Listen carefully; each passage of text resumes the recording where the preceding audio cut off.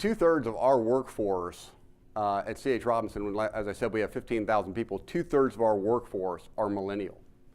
So all of our people are digital natives, right? And so you think about it, when they think about it, and our children, my wife and I's son, they were born in a period where the iPhone was invented. Kelton was born in 1998, the year Google was invented.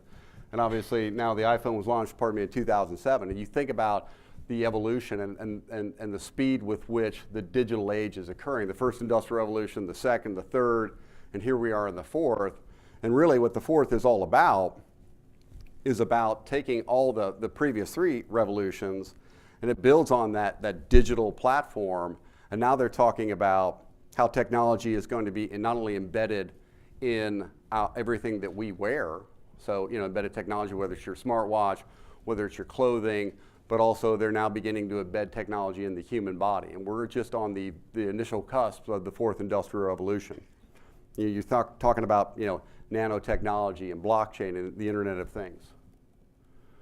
So I love to show this slide because for those of you that were around in 1961, and I wasn't, but that is the first transistor computer was the size of a small room. Today, the computing power that was in that IBM 7030 is housed in that phone today. And so you think about how quick and how fast it is, the world has changed over the last 40 years in terms of the processing speed and the things that computers can do today, and the speed with which they can do them certainly help us in the logistics space. Does anybody know the first commercial augmented reality? It's heads-up display, right? So it was built by Boeing and Lockheed as part of the pilot's training, but the first commercial application of augmented reality was, who here watches football, the Vikings? So remember when you're looking at the first down line, the yellow line?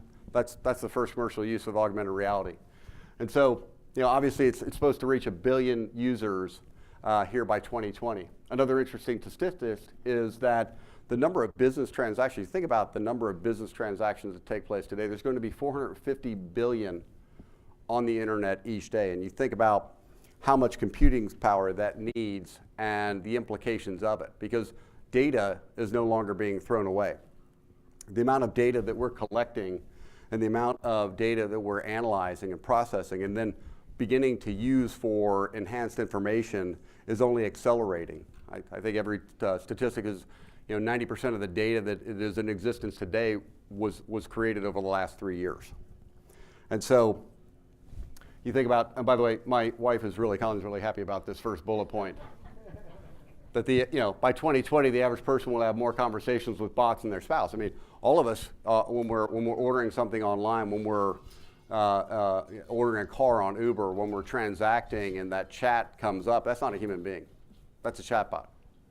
A lot of us in the logistics space have begun to pilot and test UPS, FedEx, and we are, in fact, when our customers are going online and they're asking us a question, we're beginning to program bots to answer those questions for them, because we can be more responsive to our customers, give them better information sooner, but not have to allocate the resources with human intellect.